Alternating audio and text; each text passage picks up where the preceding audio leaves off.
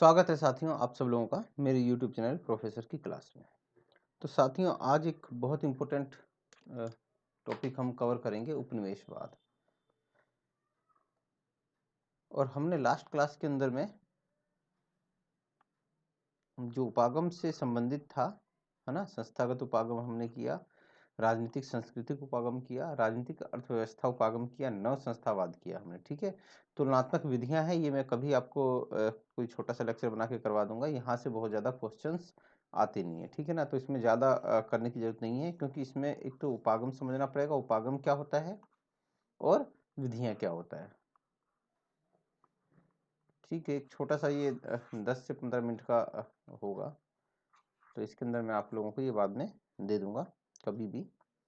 और आज हम चालू करेंगे उपनिवेशवाद और विउपनिवेशीकरण क्या होता है। ठीक है, उपनिवेशवाद के रूप, औपनिवेशिकता विरोधी संघर्ष और विउपनिवेशीकरण क्या है। ठीक है, इसके बारे में हम लोग समझेंगे। ठीक है, तो कोशिश करेंगे एक ही लेक्चर के अंदर इस पूरे को समेट पाएं।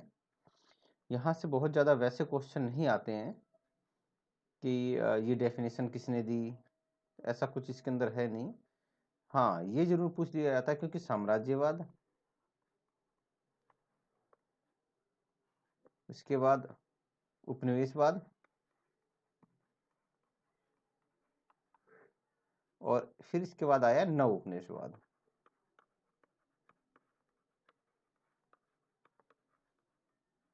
तो ये तीनों एक क्रम में आते हैं और इन तीनों का जो पहले साम्राज्यवाद आता है पहले नंबर पे, फिर दूसरे पर उपनिवेशवाद आता है और तीसरे नंबर पे नव उपनिवेशवाद। और तीनों का एक ही उद्देश्य है, क्या है आपका? शोषण, शोषण पे आधारित है। ठीक है ना, लेकिन तीनों अलग अलग हैं, तीनों अलग अलग हैं। तीनों का उद्देश्य क्या है? शोषण करना है, लाभ कमाना है। ठीक है, और पूंजीवाद से प्रेरित है।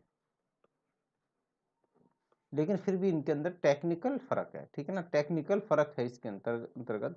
और वहीं से क्वेश्चन आ जाता है, ये पूछ देता है कि निम्नलिखित साम्राज्यवाद या उपनिवेशवाद के संदर्भ में कौन सा कथन असत्य है, और एक आधा इसमें से या एक इसमें से उठा के डाल देगा। ठीक है, आपको वही वाक्य पहचानना होगा कि भाई ये किसकी विशेषता नहीं है। क्वेश्चन आएगा निम्नलिखित में से उपनिवेशवाद की विशेषता नहीं है, तो या तो एक इसमें से डाल देगा उठा के, या एक इसमें से डाल देगा। ठीक है ना, और वही आपको पहचानना होगा। ठीक है, शोषण है तीनों के अंतर्गत होता है ना, प्राकृतिक संसाधनों का दोहन तीनों के अंतर्गत होता है। तो ऐसे कुछ टर्म्स होते हैं, वो आपको पहचानने होंगे और यहीं से क्वेश्चन बनेगा। तो आज हम ये वाला करेंगे।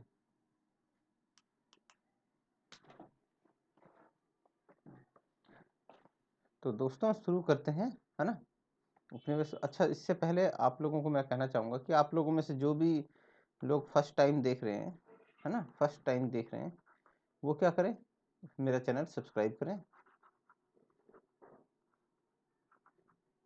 लाइक करें और शेयर करें। यहाँ पे क्या होता है साथियों, यहाँ पे नेट की, JRF, PGT, TGT, set, BA, MA, ठीक है ना, पॉलिटिकल साइंस, इनकी क्लासें होती हैं, इनकी तैयारी की जाती है, वो भी फ्री ऑफ कॉस्ट। ठीक है ना, तो आप ये सब हैं तो आप फटाफट चैनल को लाइक शेयर सब्सक्राइब कर दीजिए। ठीक है, और इसके अलावा भी कोई भी कंपटीशन एग्जाम होता है ना, तो उसकी भी तैयारी यहाँ पे करवाई जाती है। ऐसे क्वेश्चंस होते हैं, ये हर एग्जाम में काम आते हैं। तो आप लोगों के लिए बहुत इंपॉर्टेंट है ये। ठीक है ना, तो आप लोग क्या कीजिए, ज़्यादा से ज़्यादा लाइक कीजिए, शेयर कीजिए, सब्सक्राइब कीजिए, फ्री ऑफ कॉस्ट यहाँ पे क्लासेस होती हैं। तो कुछ शुरू करते हैं उपनिवेशवाद। ठीक है ना, कॉलोनियलिज्म। अब जरा सा समझते हैं कि भाई ये होता क्या है। इसको समझने से पहले हम साम्राज्यवाद को समझते हैं। ठीक है ना, साम्राज्यवाद क्या है, क्योंकि साम्राज्यवाद अगर हम समझ गए तो ज़्यादा आसान रहेगा। साम्राज्यवाद क्या होता है दोस्तों? ठीक है ना, तो साम्राज्यवाद होता है जब, ये एक्चुअली मध्यकालीन अवधारणा है। ठीक है ना, आधुनिक नहीं है साम्राज्यवाद जो है, मध्यकाल में ज़्यादा प्रचलित था, आधुनिक काल में उपनिवेशवाद संबंधित है उससे। साम्राज्यवाद में क्या होता है कि एक शासक, एक राजा, ठीक है ना, वो क्या करता है कि अपने अन्य देशों को वो जीतता है, ठीक है, जीत के अपने राज्य में मिला लेता है। वो अन्य राज्यों को, अपने पड़ोसी राज्यों को जीतकर अब उनकी सीमाओं को अपनी सीमा में मिला लेता है। जैसे अगर मध्य काल में अगर हम देखें तो भारत में मुगल सल्तनत था, मुगल साम्राज्य था। वो कभी जब शक्तिशाली राजा हुआ करते थे तो ये अफगानिस्तान तक पहुंच जाते थे, ठीक है ना, उसको अपने मिला के अपने मुगल साम्राज्य के अंतर्गत शामिल कर लेते थे। और जब कभी कमजोर शासक हुआ करता था तो वो राज्य फ्री हो जाते थे, ठीक है ना, वो इनके शासन से मुक्त हो जाते थे और फिर वो छोटा हो जाता था उसका साम्राज्य, ठीक है।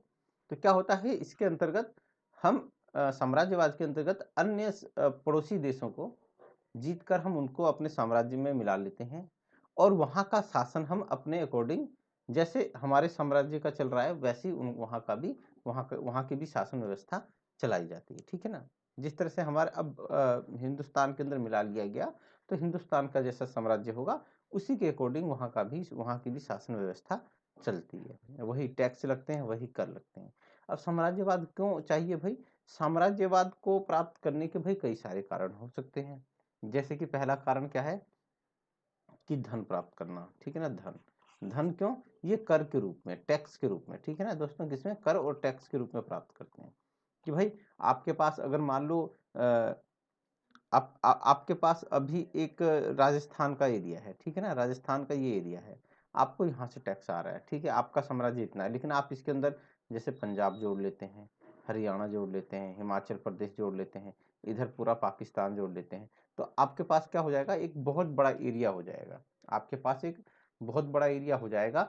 बड़े बड़ी जगह से बड़ी, जितना बड़ा साम्राज्य होगा उतना ज़्यादा आपको टैक्स की प्राप्ति होगी, ठीक है ना। छोटा साम्राज्य होगा तो कम जगह से टैक्स प्राप्त होगा, बड़े जगह से होगा, बड़ा एरिया होगा तो वहां से आपको ज़्यादा टैक्स प्राप्त होगा। तो क्या हो गया कि एक तो आपको टैक्स, सबसे पहला तो ये है कि ये टैक्स प्राप्त करो, ठीक है ना, टैक्स प्राप्त करो, है ना, कर प्राप्त करो। जितना ज़्यादा कर करोगे उतना ज़्यादा आप, जितना ज़्यादा आपका बड़ा साम्राज्य होगा उतना ज़्यादा आपको कर प्राप्त होगा। और जब कर प्राप्त होगा तो आपके पास क्या होगा?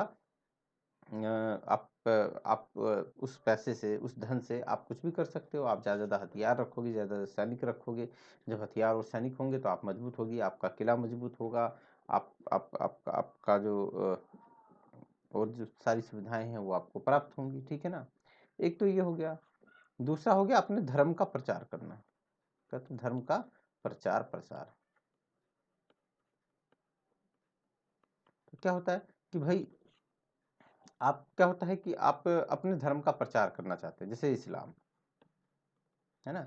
इस्लाम ने भी क्या किया कि भाई अपने धर्म के प्रचार के लिए, कि भाई देखो कोई पड़ोसी एरिया है वो इस्लाम को नहीं मानता है, ठीक है ना, ठीक है, कोई किसी धर्म के लिए नहीं है, ये एक प्रकार से एग्जाम्पल है कि पड़ोसी देश है, वो इस्लाम को नहीं मानता है। तो वहाँ पे हम इस्लाम और का प्रचार और प्रसार करने के लिए हम क्या करेंगे? उसके ऊपर आक्रमण कर देंगे और उसके अपने साम्राज्य में मिला देंगे और फिर वहाँ पे क्या होगा कि हम इस्लाम धर्म का प्रचार करेंगे, इस्लाम धर्म को बढ़ावा देंगे, ठीक है। ऐसा भी होता है कि भाई धर्म के प्रचार के लिए भी ये लोग साम्राज्यवाद को बढ़ावा दिया जाता है, ठीक है ना। या पड़ोसी देश में क्या हो रहा है कि भाई हमें खतरा है पड़ोसी देश से, कि पड़ोसी देश में अगर उस धर्म, इस्लाम धर्म का बहुत ज़्यादा प्रचार हो रहा है, बहुत ज़्यादा प्रसार हो रहा है, तो इससे हमको खतरा हो सकता है। तो हम भी क्या कर सकते हैं कि हम इस डर से वहाँ पे आक्रमण करके उसको अपने साम्राज्य में मिला सकते हैं और वहाँ पे हिंदू धर्म की स्थापना कर सकते हैं। ये एग्जाम्पल है, कोई ऐसा नहीं है, मुझे कोई ऐसा सॉलिड एग्जाम्पल नहीं मिला, शायद मेरी उतनी नॉलेज नहीं है,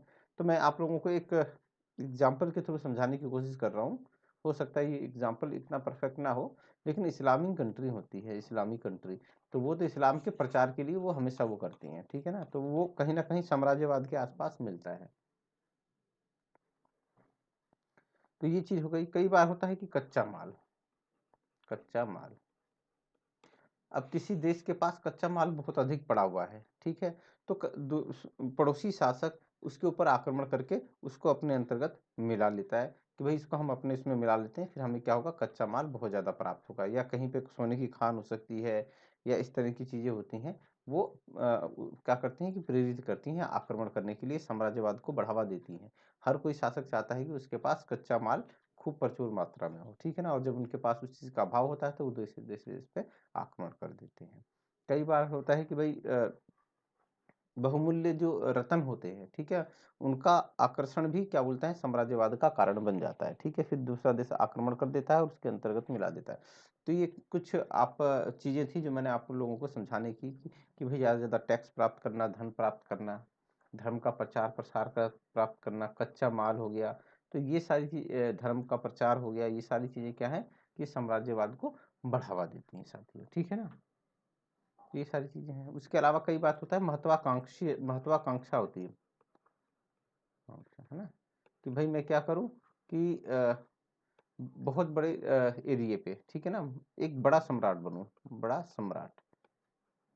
और बड़ा सम्राट कैसे बनेंगे, जब उसके पास उसका साम्राज्य क्या होगा, साम्राज्य बड़ा होगा, बड़ा होगा। और बड़ा साम्राज्य के लिए आपको क्या करना पड़ेगा, ज़्यादा अपने साम्राज्य का विस्तार करना पड़ेगा, दूसरों को, दूसरे राज्यों को जीत के अपने राज्य में मिलाना पड़ेगा। तो ये कुछ चीज़ें हैं जो साम्राज्यवाद को बढ़ावा देती हैं। तो हमने साम्राज्यवाद समझा कि साम्राज्यवाद क्या होता है कि दूसरे किसी भी अन्य राज्य को उस पर आक्रमण करके उसकी शासन व्यवस्था को अपनी शासन व्यवस्था में मिला लेना, फिर वहाँ पे वही शासन होगा जैसा हमारे देश में है, जिस हिसाब से हम उससे चलाना चाहते हैं, ठीक है ना। तो ये हो गया साम्राज्यवाद। हम इसमें शोषण इसके अंतर्गत भी होता है, ठीक है ना, हो सकता है आपने जो जीता है उसके ऊपर ज़्यादा टैक्स लगा दे, हो सकता है। तो ये सारी चीज़ें हैं। अब उपनिवेशवाद क्या है, किसी शक्तिशाली साम्राज्यवादी देशों द्वारा किसी दूसरे कमजोर देशों पर अधिकार कर उसकी सामाजिक, आर्थिक, सांस्कृतिक एवं उसके शासन प्रबंध पर नियंत्रण कर लेने की प्रक्रिया को उपनिवेशवाद कहा जाता है। तो मतलब आप क्या करेंगे इसके अंतर्गत, जो कमजोर देश होगा, है ना, उसकी सामाजिक, आर्थिक और सांस्कृतिक एवं उसके शासन प्रबंध पर आप नियंत्रण कर लेंगे। तो सामाजिक पे भी नियंत्रण कर लेंगे, आर्थिक पे भी नियंत्रण कर लेंगे और सांस्कृतिक पे भी कर लेंगे। तो इसको क्या कहेगा, उपनिवेशवाद कहा जाता है, ठीक है ना। आर जे हार्वत के शब्दों में उपनिवेशवाद, इस तरह की डेफिनेशन पूछी जाती नहीं है आज तक। मुझे मतलब कोई ऐसा एग्जाम मिला नहीं कि जिसके अंतर्गत इन्होंने डेफिनेशन पूछ ली हो कि ये डेफिनेशन किसकी है उपनिवेशवाद की। लेकिन फिर भी अगर याद रहे तो ठीक, नहीं याद रहे तो कोई दिक्कत वाली बात नहीं है इसके अंदर। उपनिवेशवाद विशिष्ट आर्थिक, सामाजिक और राजनीतिक शक्तियों का मिश्रण है, जिसके द्वारा एक साम्राज्यवादी शक्ति अन्य क्षेत्र के लोगों पर अपना नियंत्रण रखती है तथा इसका विस्तार करती है। तो ऐसा आरजे हार्वत ने कहा है। एक और चीज है दोस्तों कि साम्राज्यवाद जो होता है, साम्राज्यवाद आपका जो है सामाजिक और सांस्कृतिक क्षेत्र में हस्तक्षेप नहीं करता है, ठीक है ना। सामाजिक और सांस्कृतिक क्षेत्र लगभग उस पर इतना प्रभाव नहीं पड़ता है, कुछ एक केस को देख छोड़ के दिया जाए। लेकिन जब उपनिवेशवाद होता है तो वो सामाजिक, आर्थिक और संस्कृति हर जगह प्रभावित करता है, ठीक है ना, हर हर चीज में दखलंदाजी वो करना शुरू कर देता है। हाप्सन कहते हैं उपनिवेशवाद एक स्वाभाविक मानवीय प्रवृत्ति है, ठीक है, इसको क्या कहते हैं, स्वाभाविक मानवीय प्रवृत्ति कहते हैं। इसकी कसौटी उपनिवेशी शक्तियों तथा उपनिवेशिक लोगों की प्राकृतिक तथा सामाजिक वातावरण में परिवर्तन करके उनकी सभ्यता को परिवर्तित कर कर उन लोगों को सभ्य बनाना है। तो ये हॉब्सन क्या कहते हैं कि भाई उपनिवेशवाद एक क्या है, स्वाभाविक मानवीय प्रवृत्ति है। और ये क्या कहते हैं, ये क्या है कि भाई जो औपनिवेशिक देश हैं, ठीक है, वो क्या करते हैं, औपनिवेशिक लोगों पर कब्जा कर लेते हैं, ठीक है, उनके और उनके प्राकृतिक और सामाजिक वातावरण सामाजिक वातावरण में परिवर्तन करके उनको सभ्य बनाने की कोशिश करते हैं, ठीक है ना। लेकिन जैकी ऐसा नहीं है, ठीक है ना, ऐसा नहीं है।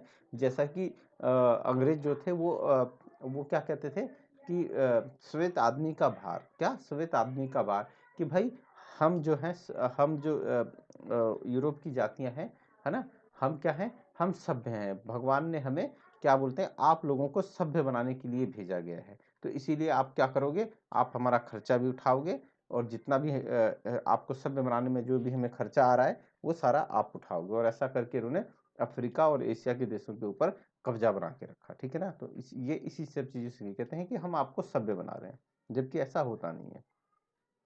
पश्चिमी संकल्पना के अनुसार उपनिवेशवाद एक लंबे समय के लिए विदेशी भूभाग पर सत्ता स्थापित करना, ठीक है ना, तो विदेशी भूभाग पर सत्ता स्थापित करना और उसे बनाए रखना, और यह भूभाग सत्ताधारी शक्ति से अलग अब ये सत्ताधारी शक्ति से अलग कैसे है, अब ये मैं आपको बताऊंगा। से अलग, इसके अधीन होता है। इसमें साम्राज्यवादी शक्ति से बहुत दूर एक भिन्न प्रजाति के लोगों की निवास।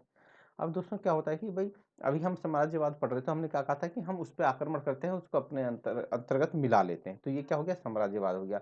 लेकिन उपनिवेशवाद जो होता है वो क्या करता है कि भाई जैसे इंग्लैंड है, इंग्लैंड ने भारत को अपना उपनिवेश बना दिया, ठीक है ना, इसको जीत लिया, इस पे कब्जा कर लिया, इसकी सामाजिक, राजनीतिक, आर्थिक हर एक तरह से इस पे कब्जा कर लिया।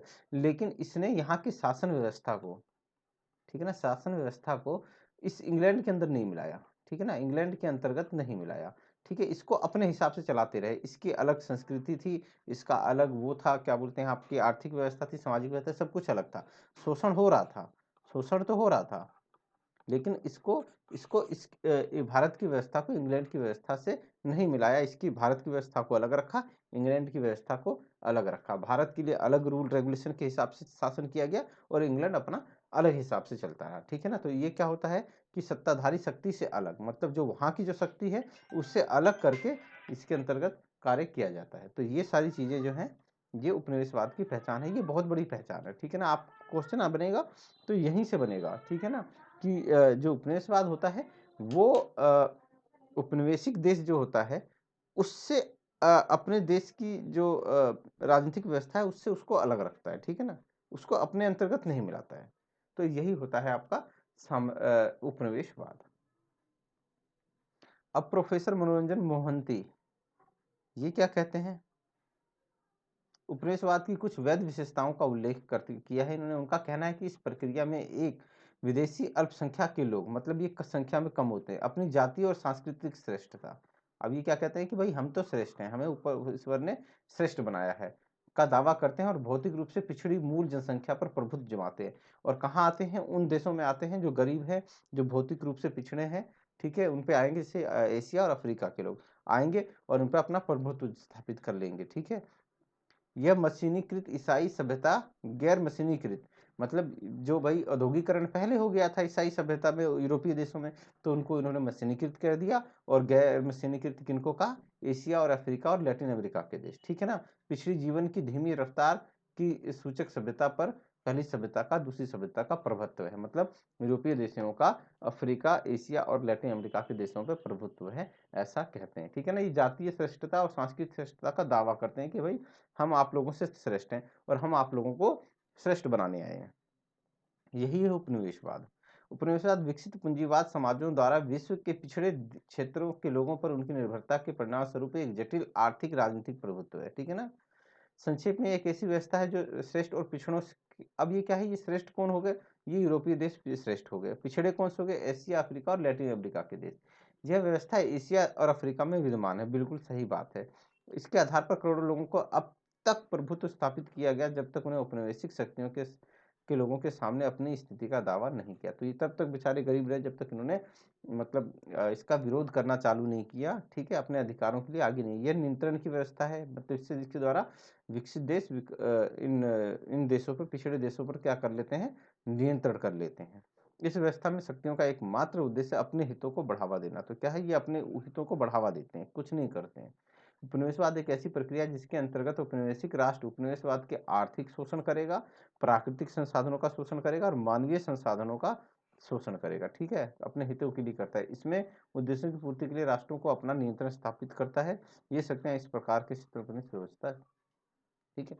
आई थिंक कि आप लोगों को बहुत अच्छे से समझ में आ गया होगा कि उपनिवेशवाद क्या है, ठीक है ना। अब उपनिवेशवाद जो है, उपनिवेशवाद के कारण क्या क्या है, क्यों भाई उपनिवेशवाद आया, ठीक है ना, एक बार हम इस पे जिक्र कर लेते हैं। क्योंकि उपनिवेशवाद जो है, आप यूरोप के अंदर पुनर्जागरण पुनर्जागरण होता है, साफ नहीं लिखा, इसके लिए माफी चाहूंगा, राइटिंग इतनी अच्छी नहीं है। पुनर्जागरण, एक तो पुनर्जागरण होता है, लोगों के अंदर धर्म सुधार आंदोलन चालू होते हैं, ठीक है ना। और वहाँ पे क्या होता है कि जो चर्च की सत्ता होती है उसकी समाप्ति कर दी जाती है, ठीक है, सामंती व्यवस्था का पतन होता है वहाँ पे, तो एक औद्योगिकरण की शुरुआत होती है।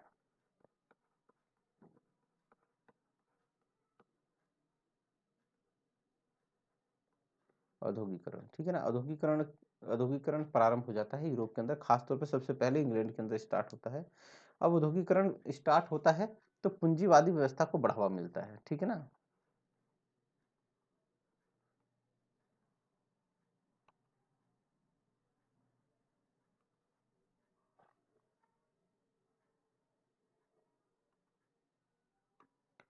पूंजीवादी व्यवस्था को बढ़ावा मिलता है।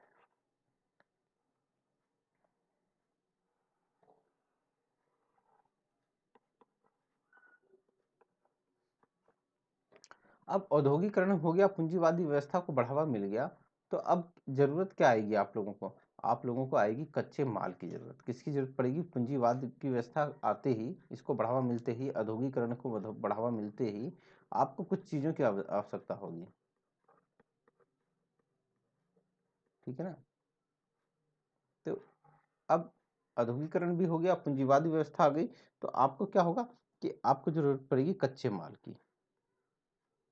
कच्चे माल की, कच्चा माल ऐसा माल होता है जो निर्मित नहीं होता है, ठीक है ना। उसको अपने पूर्ण तैयार माल में आने के लिए, एक माल ऐसा होता है, कच्चा माल होता है, वो बेचने लायक नहीं होता है, और एक बेचने लायक माल होता है, वो तैयार माल होता है, जो बेचने लायक नहीं होता है, वो कच्चा माल होता है।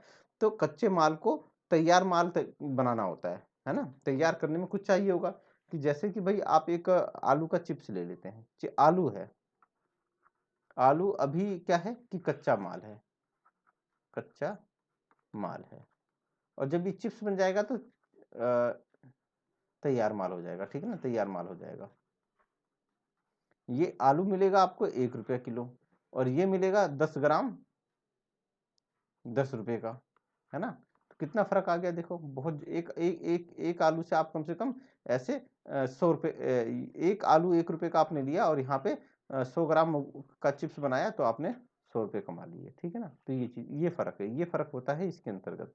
तो आपको कच्चा माल चाहिए, आपने कच्चा माल लिया, आपने कच्चे माल को तैयार कर लिया, बना लिया, चिप्स बना लिया, तो आपको चिप्स बेचने के लिए बाजार चाहिए होगा, ठीक है ना। क्या चाहिए होगा? बाजार चाहिए होगा। क्या चाहिए होगा?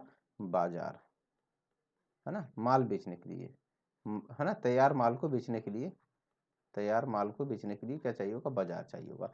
अब कच्चा माल कहाँ से मिलेगा भैया? कच्चा माल तो इन्हीं देशों में था, एशिया के देशों में था, और दक्षिण अफ्रीका के देशों में कच्चा माल था, ठीक है, एक चीज। दूसरा, तैयार माल बेचने के लिए बाजार कहाँ था? वो भी इन्हीं देशों में था। वहां तो, वहां की जनसंख्या तो पहले ही बहुत कम थी, और वो देश भी छोटे छोटे थे। तो वहां पे जब उन्होंने देखा कि भाई हमारी देश की जनसंख्या इसका उपभोग करने के लिए कम पड़ रही है, ठीक है ना, कि भाई हम 10 पीस बेचेंगे तो 100 रुपये कमाएंगे, लेकिन अगर हमें 1000 पीस बेचने हैं तो अब हमारा यूरोप जो है वो कम पड़ेगा।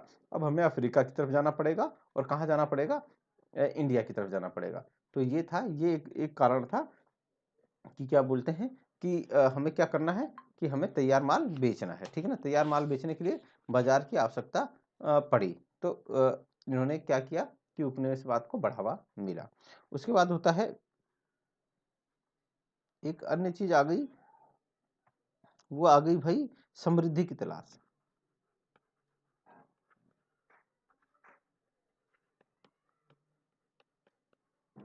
ठीक है, इसका औद्योगिकरण से लेना देना नहीं है, इसका लेना देना है किससे? आपका उपनिवेशवाद। ये सारे उपनिवेशवाद के कारण है, कच्चे माल, तैयार माल की खपत, समृद्धि की तलाश। अब हर कोई देश चाहता था कि भाई मैं ज्यादा से ज्यादा समृद्ध हूँ, सारे से ज्यादा, जितने मेरे पास ज्यादा उपनिवेश होंगे उतना मैं समृद्ध माना जाऊंगा। पहले यही माना जाता था कि भाई समृद्धि कैसे आती है? जब आपके पास ज्यादा पैसा, और ज्यादा पैसा कैसे आएगा? जब आपके पास ज्यादा उपनिवेश हो, ताकि आप उनका शोषण करेंगे, उनका कच्चा कच्चा माल संसाधन आप यूज करेंगे, उसका तैयार माल बनाएंगे, बेचेंगे, तो आपकी समृद्धि बढ़ेगी, ठीक है। तो समृद्धि की तलाश ने भी क्या किया कि उपनिवेशवाद को बढ़ावा दिया। उसके बाद क्या हो कि भाई आपका ट्रिपल जी, ये ट्रिपल जी है आपका। ट्रिपल जी का मतलब हो गया आपका गोल्ड,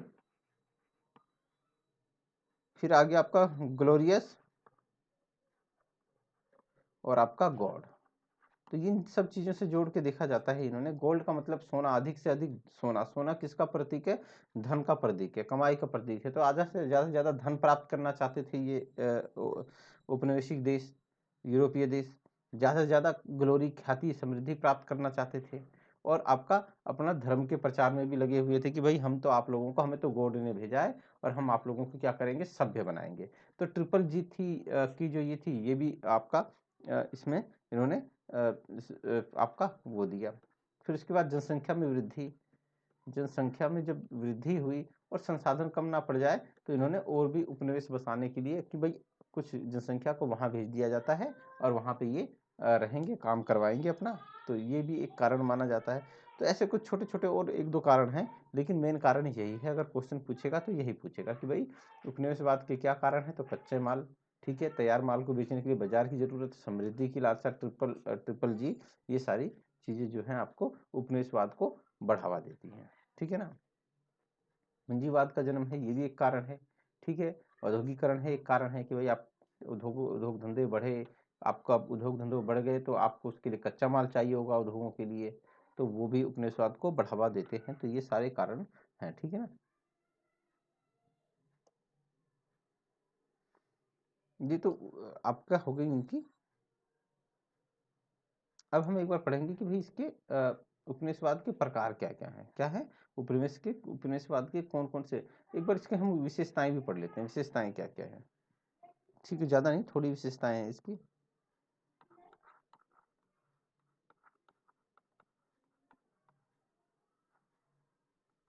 तो ये शोषण पे आधारित है। किस पे है? शोषण पे आधारित है।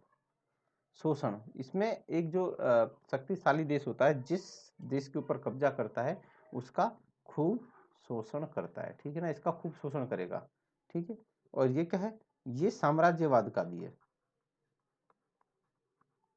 साम्राज्यवाद का भी यही है। ठीक है ना। ये भी क्या है कि शोषण पे आधारित है। आप क्या करेंगे, दूसरे का शोषण करना चाहते हैं, उस पर ज्यादा टैक्स लगाएंगे, कर लगाएंगे, उसको अपनी जमीन में मिला लेंगे।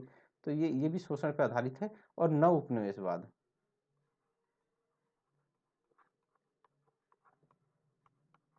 इसकी भी यही विशेषता है। ठीक है ना।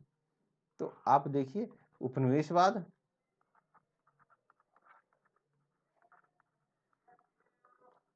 की विशेषता है कि भी यही विशेषता है, और साम्राज्यवाद नव उपनिवेशवाद की विशेषता है। तो क्वेश्चन इनमें से ही बनेगा, वो कंफ्यूज करेगा आपने कि निम्नलिखित में ऐसी कौन सी विशेषता है जो क्या बोलते हैं उपनिवेशवाद की नहीं है। ठीक है। तो ऐसे ऐसे बनेगा। और क्या है? लाभ। ठीक है ना, लाभ, हित, हित कह दो। ठीक है ना, हित। इसके अंतर क्या आता है? उपनिवेशवाद के अपने हित होते हैं। वो हित क्या हो सकता है? वो धार्मिक हित भी हो सकता है कि अपने धर्म का प्रचार करना चाहता हो। ठीक है ना। और वो सबसे ज्यादा होगा संसाधनों का हित। संसाधनों का हित, ज्यादा ज्यादा संसाधनों को प्राप्त करना। ठीक है ना। तो ये जो हित होता है, ये भी होता है। साम्राज्यवाद और उपनिवेशवाद में भी हित काम करता है। ठीक है ना। शोषण है, हित है, ये भी इनकी भी विशेषता है। ये दोनों भी इसमें वो करते हैं। ठीक है। अब इसमें क्या होता है कि इसके अंतर्गत एक तो आपका शोषण हो गया, हित हो गया, और क्या हो गया कि इसके अंतर्गत शासन को अलग रखा जाता है। ठीक है ना। क्या है? औपनिवेशिक देश,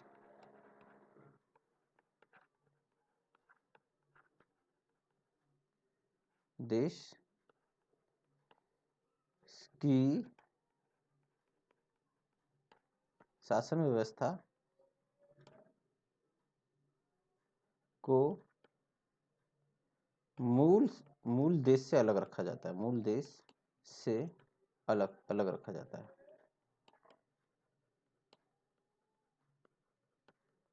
मतलब कि जैसे इंग्लैंड है, ठीक है, ये क्या औपनिवेशिक देश है, इसने हमारे भारत के ऊपर शासन किया, और ये भारत है। तो इसकी जो शासन व्यवस्था है ना, इसकी शासन व्यवस्था से अलग है। ठीक है ना। शासन व्यवस्था से अलग है। ठीक है। एक में नहीं मिलाया इन्होंने, भारत को इंग्लैंड में नहीं मिलाया। ठीक है। यहाँ की शासन व्यवस्था करने के लिए इन्होंने अलग गवर्नर जनरल बनाए, वारसराय बनाए, जो भी बनाए। ठीक है। अलग से यहाँ पे संसद का निर्माण किया, चुनाव वगैरह जो भी करवाते थे, लेकिन इसको इसकी शासन व्यवस्था में इन्होंने कभी नहीं मिलाया है। तो अलग अलग रखते हैं इसमें, ठीक है, ऐसा हर एक जगह हुआ। लेकिन साम्राज्यवाद में क्या होता है कि साम्राज्यवाद में मिला लिया जाता है। साम्राज्यवाद में क्या होता है, जो आक्रमण करने वाला जीतने वाला देश होता है उस देश की व्यवस्था को अपने व्यवस्था में मिला लेता है। और नव उपनिवेशवाद में तो कुछ भी नहीं होता, नव उपनिवेशवाद में ये भी नहीं होगा और ये भी नहीं होगा, ठीक है, कोई शासन व्यवस्था नहीं मिलाएंगे। इसके अंतर्गत मनो मस्तिष्क पे कब्जा करके एक प्रभुत्व स्थापित किया जाता है और फिर उसके अकॉर्डिंग ये टर्मिनोलॉजी चलती है, ठीक है। तो ये सारी चीज़ें हैं। तो ये थी कि इनकी विशेषताएं क्या है भाई, शोषण पर आधारित है, अपने हितों को महत्व देता है, ठीक है, और क्या बोलते हैं आपका ये मूल शासन व्यवस्था से औपनिवेशिक देश की व्यवस्था को अलग रखा जाता है, उसको उसके अंतर्गत मिलाया नहीं जाता है। तो ये सारी ये इसकी विशेषताएं हैं, ठीक है ना। और भी विशेषताएं हो सकती हैं, और भी कई तरह के शोषण इसके हो सकते हैं, लेकिन जो मेन चीज़ें यही हैं, ये शोषण पर आधारित है, हित पर आधारित है, ठीक है। और क्या है, संसाधनों की लालसा, वे ज़्यादा से ज़्यादा संसाधन प्राप्त करना चाहते हैं, इनका एक मूल उद्देश्य ये है, ठीक है। अपनी जाति को उच्च बनाते हैं, अपनी जाति की उच्चता व श्रेष्ठता। तो ये क्या करेंगे, उपनिवेशवाद जो कहते हैं, ये कहते हैं भाई हमारी जाति जो है ये सबसे उच्च है, ठीक है ना। उपनिवेशवाद की एक ये बहुत अच्छी विशेषता है कि अपनी जाति को उसको उच्च बताएंगे, श्रेष्ठ बताएंगे, ठीक है। और अन्य को क्या बताएंगे, निम्न बताएंगे, और कहेंगे कि भाई हमें तो उस ईश्वर ने आप लोगों को सभ्य बनाने के लिए भेजा है, ठीक है। हम श्रेष्ठ हैं, हम सभ्य हैं।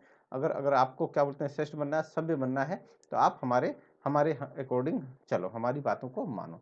तो ये सारी विशेषताएं हैं, ठीक है ना। इतनी है, इतनी बहुत है, इससे ज़्यादा आप लोगों को करने की जरूरत नहीं है। शोषण पर आधारित है, इसके अंदर क्या बोलते हैं, उपनिवेशवाद का देश का अपना हित होता है, वो अपने हित की पूर्ति करना चाहता है, ज़्यादा से ज़्यादा संसाधनों की लालसा रखता है, अपनी जाति और अपनी नस्ल को उच्च और श्रेष्ठ बताता है। और क्या कहता है, औपनिवेशिक देश हटा ना, जो जिस देश पे शासन करता है, कब्जा करता है, उसको अपने मूल देश की शासन व्यवस्था से अलग रखता है, उसको उसके अंतर्गत मिक्स नहीं करता है। कहने के लिए भारत एक अलग देश है, ठीक है ना, लेकिन वो ब्रिटिश के अंडर में नहीं है, लेकिन फिर भी एक प्रकार से वो औपनिवेशिक देश बना हुआ है, वो कर रहा है। देखो कितनी अच्छी, कितनी अलग टर्मिनोलॉजी। साम्राज्यवाद के अंतर्गत तो मिला लिया जाता, फिर भारत नहीं रहता, वो इंग्लैंड बन जाता। इसके अंदर भारत अलग तो है, लेकिन फिर भी क्या है कि उसके ऊपर इंग्लैंड का कब्जा बना हुआ है, ठीक है ना। आर्थिक सामाजिक हर तरह का शोषण इसके अंतर्गत किया जा रहा है। तो ये सारी चीजें थी। अब ये उपनिवेशवाद के प्रकार हैं, ये यहाँ से पूछ सकता है आपसे क्वेश्चन, तो भाई उपनिवेशवाद के क्या क्या प्रकार हैं।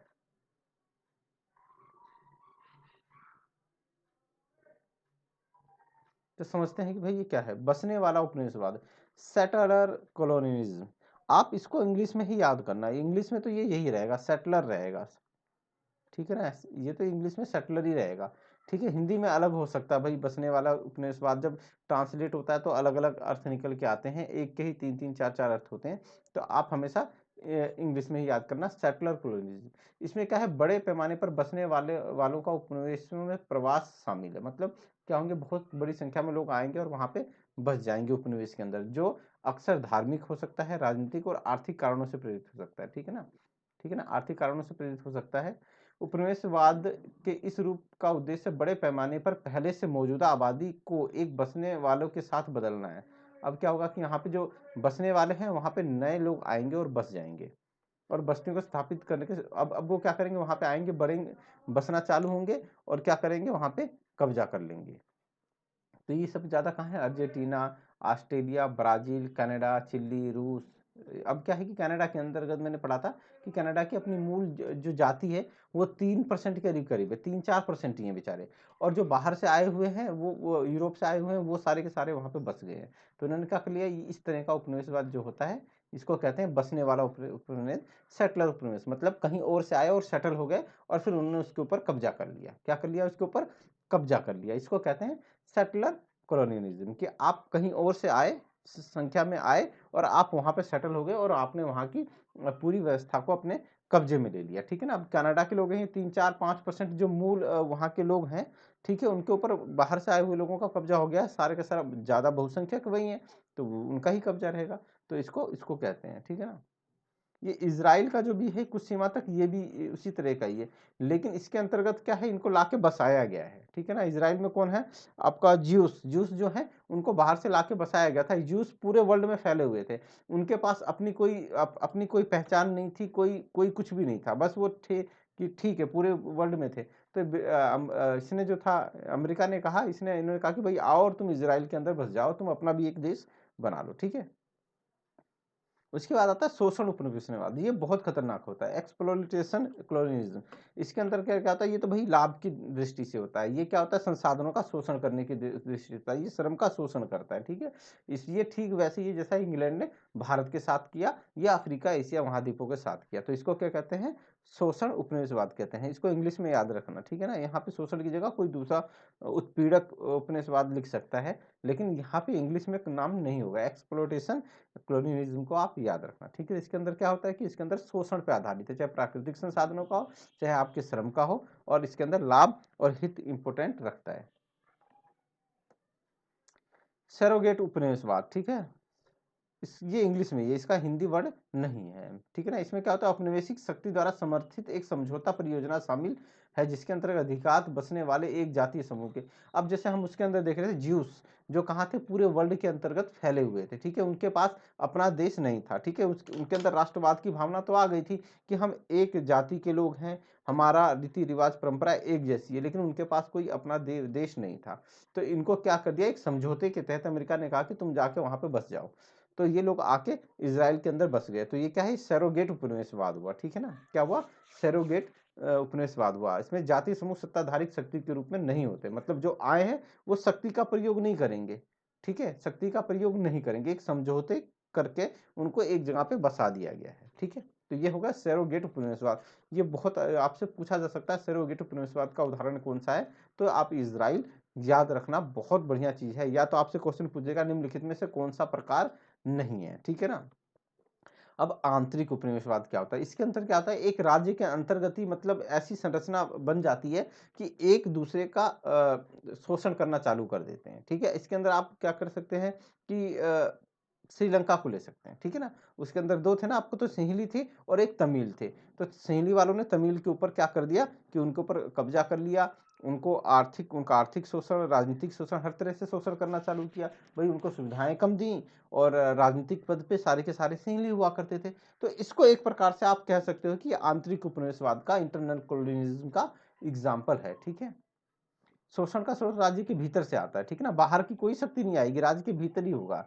एक नए स्वतंत्र देश के भीतर एक उपनिवेशी देश के अप्रवासी आबादी तक नियंत्रण और शोषक के तरीके में प्रदर्शित करता है, ठीक है ना। तो क्या थे, तमिल थे तो बाहर से आए थे, लेकिन इन्होंने अंदर ही इसके अंदर क्या कर लिया कि एक उपनिवेशवाद की व्यवस्था, एक संरचना बना दी, ठीक है। तो ये आंतरिक उपनिवेशवाद। इसके बाद व्यापारिक उपनिवेशवाद होता है, इसका इतना ज्यादा जिक्र नहीं है, मेन तो ये चार थे। व्यापारिक उपनिवेशवाद के अंतर्गत क्या होता है कि इसके अंदर व्यापार की दृष्टि से, ठीक है ना, व्यापार की दृष्टि से इस उपनिवेशवाद स्थापित किया जाता है, वहां पे प्रभुत्व स्थापित किया जाता है, ताकि हमें ज्यादा से ज्यादा हम व्यापार कर पाए, ज्यादा से ज्यादा लाभ कमा पाए। तो ये कहीं ना कहीं आप देखोगे तो शोषण वाले का ही वो है, एक प्रकार से एक अलग से निकाला हुआ, जबरदस्ती निकाला हुआ रूप है, ठीक है ना। तो ये सारे आपका उपनिवेशवाद के उदाहरण है, ठीक है ना। तो हमने आज क्या क्या किया, एक बार देखते हैं हमने आज क्या क्या किया। हमने समझा कि उपनिवेशवाद क्या है, हमने उपनिवेशवाद समझा कि उपनिवेशवाद क्या है, ठीक है। उपनिवेशवाद के रूप कौन कौन से हैं, इसका उद्देश्य क्या है और इसकी विशेषता क्या क्या है। तो ये हमने कर लिया, ठीक है। कल अब हम अगली क्लास में क्या करेंगे, औपनिवेशिकता विरोधी संघर्ष क्या क्या है और विउपनिवेशीकरण क्या होता है, डिकोलोनाइजेशन क्या होता है, हम इसको अगले लेक्चर में करेंगे। तो अभी के लिए इतना ही, फिर मिलेंगे एक अगली वीडियो में। तो औपनिवेशिकता और विरोधी संघर्ष और विउपनिवेशीकरण को हम समझने की कोशिश करेंगे। तो अभी के लिए इतना ही, फिर मिलेंगे अगली क्लास में। जय हिंद।